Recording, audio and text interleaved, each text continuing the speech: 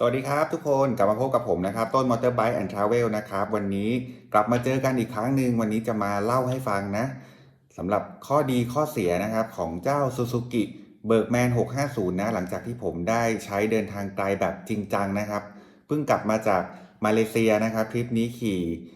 8วัน9คืนระยะทาง 4,200 กิโลนะครับขี่วันหนึ่งไม่ต่ำกว่า 5-600 โลแล้วก็ขี่แบบต่อเนื่องทุกวันเลยนะครับ ได้ขี่แบบจัดเต็มนะครับแล้วก็นอกจากได้ขี่ไปเที่ยว9วันเต็มๆแล้วเนี่ยผมยังได้ใช้ขี่ไปทำงานในกรุงเทพนะครับขี่จากบ้านรามอินทราไปออฟฟิศที่บางซื่อนะครับไปกลับทุกวันระยะเวลาประมาณเดือนหนึ่งละนะครับได้ใช้แบบเต็มๆวันนี้ผมจะมาเล่าให้ฟังนะครับถึงข้อดีข้อเสียจุดสังเกตนะครับอัตราการกินน้ำมันความสบายในการขับขี่การเก็บของต่างๆเนี่ยผมจะมาสรุปให้เพื่อนๆฟังนะครับสำหรับเพื่อนๆที่สนใจจะมีรถสักคันหนึ่งนะไว้สำหรับขี่ท่องเที่ยวด้วยขี่ใช้งานในชีวิตประจำวันด้วยนั่งขี่สบายคนซ้อนนั่งสบายด้วยเก็บของง่ายด้วยอ่ะเดี๋ยวผมมาสรุปให้ฟังครับไปติดตามกันเลยหลังจากได้ขี่ใช้งานเต็มๆนะครับขี่ไปกลับที่ทำงานในเมืองนะครับจากแถวบ้านรามอินทราไปบางซื่อนะเต็มๆเดือนหนึ่งนะครับก็ได้เห็นในมุมเรื่องขี่ในเมืองรถติดนะครับขี่ซอกแซกนะครับในเมืองนะครับแล้วก็ได้ขี่ไปเที่ยวมาเลเซียมา 4,000 กว่ากิโลนะครับทริปนี้9วันก็ไปยาวๆขี่ต่อเนื่องยาวๆเลยวันนี้ผมจะมาสรุปให้เพื่อนๆฟังนะครับ4ข้อเสียนะที่ผมเจอสำหรับเจ้า Suzuki Bergman 650คันนี้นะครับก็อย่างที่เพื่อนๆรู้เนอะคือคันนี้ผมซื้อมือสองมาตอนซื้อมาเนี่ยเลขไมล์ประมาณ11,000ตอนนี้ผมใช้มา5เดือนเลขไมล์24,000ละก็ขี่ไป14,000กิโลละก็คิดว่าน่าจะพอมาเล่าความรู้สึกข้อดีข้อเสียต่างๆให้เพื่อนๆฟังได้นะครับก็ทั้งหมดเป็นความคิดเห็นส่วนตัวของผมเนอะคือไม่ได้เป็นการแบบโจมตีรถหรือใดๆเลยรถคันนี้ผมซื้อมาเองนะครับไม่ได้มีสปอนเซอร์ใดๆทั้งนั้นเพราะฉะนั้น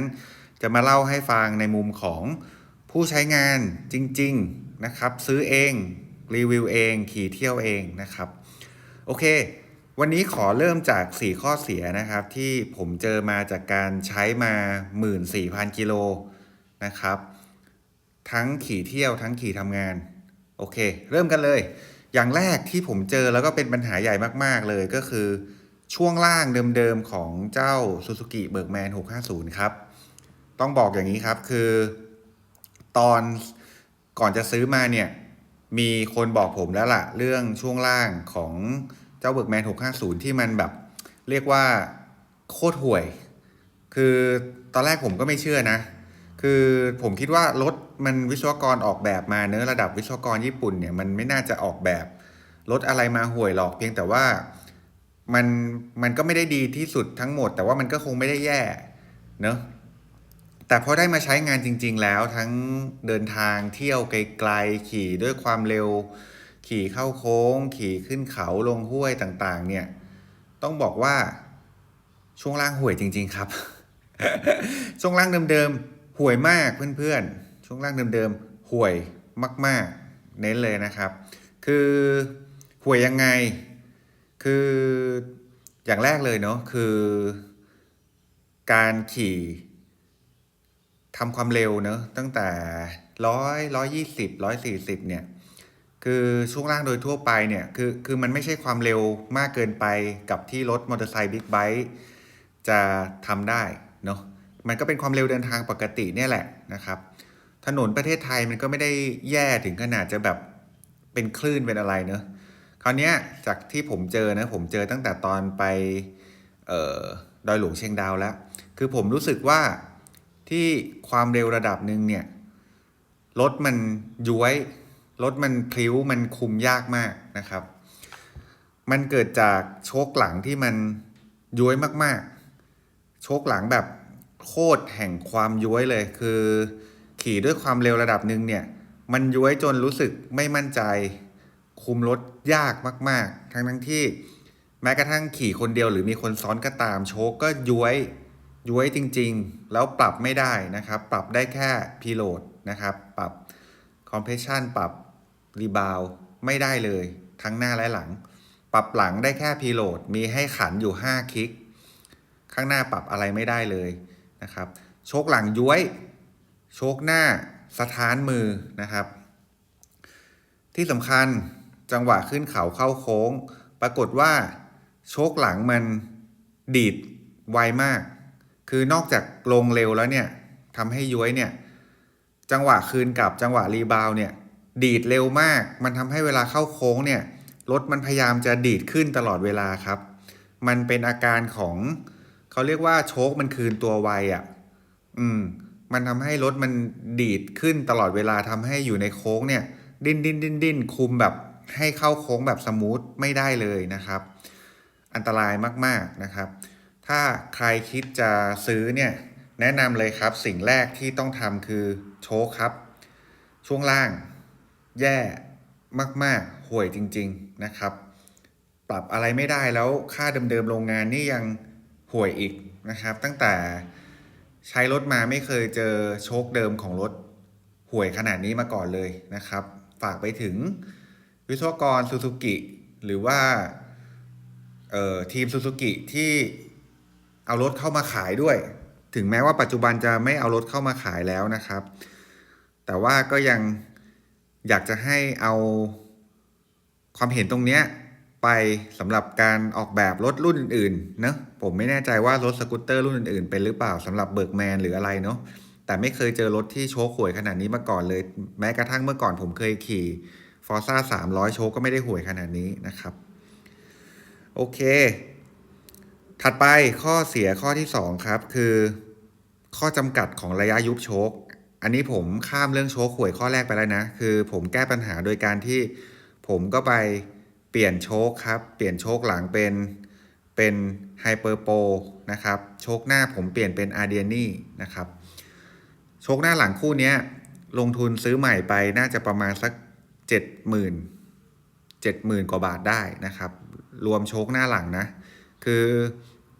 ในกลุ่มเบิร์กแมนรู้กันเนอะก็คือ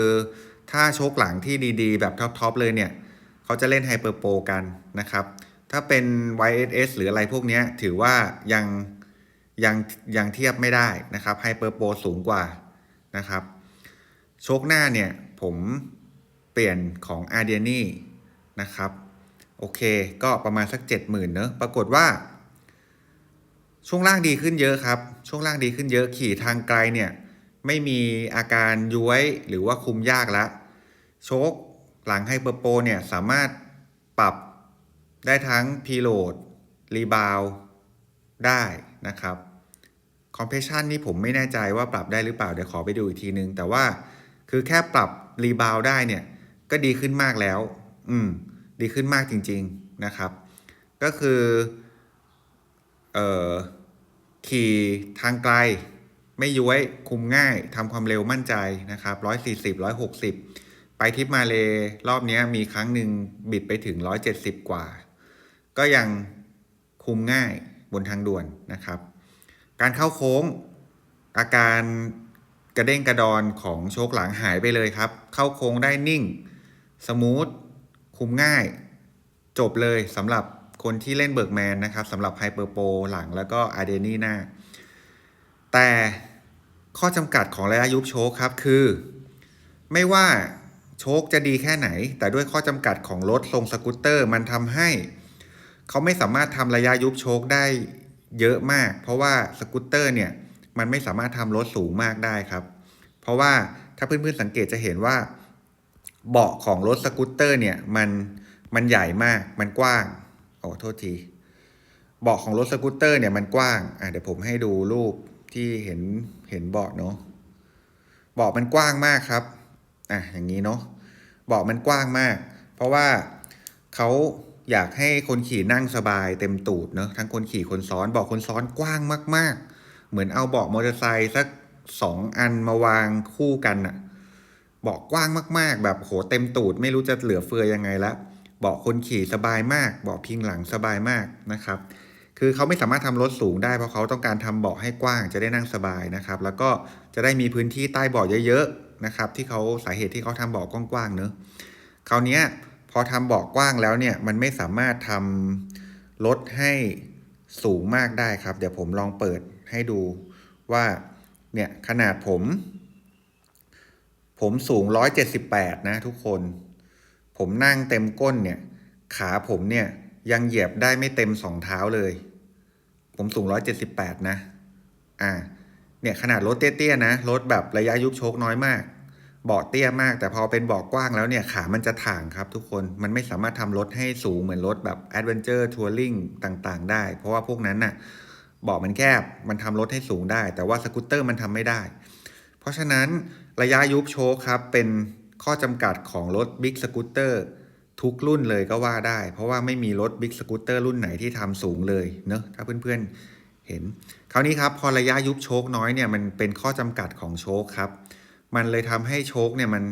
ระยะยุบน้อยโชคมันจะสั้นๆนะครับพอขี่ไปบนถนนที่ขรุขระหรือถนนที่ไม่เรียบเนี่ยแน่นอนว่ารถที่ระยะยุบโชคเยอะเนี่ยมันสามารถเก็บอาการได้ดีกว่าเพราะว่ามันมีระยะยุบโชคให้เล่นเยอะเนาะมันจะคล้ายๆกับถ้าเปรียบง่ายๆก็คือรถ Fortuner มาเทียบกับรถ Accord เนอะที่ระยะยุบโชคมันต่างกันพอขี่ไปบนถนนเรียบๆเหมือนกันเนี่ยไม่รู้สึกหรอกแต่พอขี่ไปบนถนนที่แบบมันไม่เรียบมันกระพือเป็นคลื่นหรือเป็นแบบขรุขระนิดหน่อยหรือตกหลุมท่อตกคอท่ออะไรต่างๆเนี่ยรถสกูตเตอร์เนี่ยมันจะมีอาการสะท้านขึ้นมาถึงมือแล้วก็หลังครับมันทำให้หลังจากกลับจากทริปมาเลเนี่ยผมมีอาการปวดหลังเพราะว่ามันขี่ไกลมากด้วยคือผมคอนเฟิร์มได้เลยว่าขี่ไกลขนาดนี้มันมีอาการปวดหลังอยู่แล้วแน่นอนเพราะว่ามันสะท้านขึ้นมาที่หลังนะครับแต่ถ้าเป็นรถ Adventure Touring เนี่ยเมื่อก่อนผมเคยขี่หลายๆรุ่นเนี่ยมันอาการนี้มันน้อยมากๆเพราะว่าแรงสั่นสะท้านเนี่ยมันไม่สะท้านขึ้นมาถึงหลังนะครับแต่รถ Big Scooter เนี่ยมันมันทำไม่ได้เพราะระยะยุบโชคมันน้อยนะครับมันก็เลยเป็นข้อจำกัดในการออกแบบถึงแม้ว่าโชคจะดีแค่ไหนเนี่ยแต่ตรงเนี้ยมันเป็นข้อจำกัดมันไม่สามารถทำระยะยุบได้มากกว่านี้แล้วนะครับหรือเพื่อนๆที่ขี่ Big Scooter รุ่นอื่นๆที่ขี่เดินทางไกลนะวันหนึ่งสัก700-800 โลเนี่ยแล้วก็เดินทางต่อเนื่องกันสัก6-7 วันเนี่ยลองมาเล่าให้ฟังหน่อยว่ามีอาการไหมนะครับอันนี้ผมไม่แน่ใจแต่ผมคิดว่าด้วยการออกแบบหลักการออกแบบเนี่ย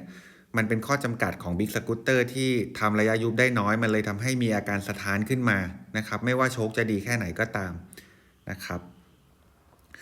โอเคข้อเสียข้อที่3ครับอันนี้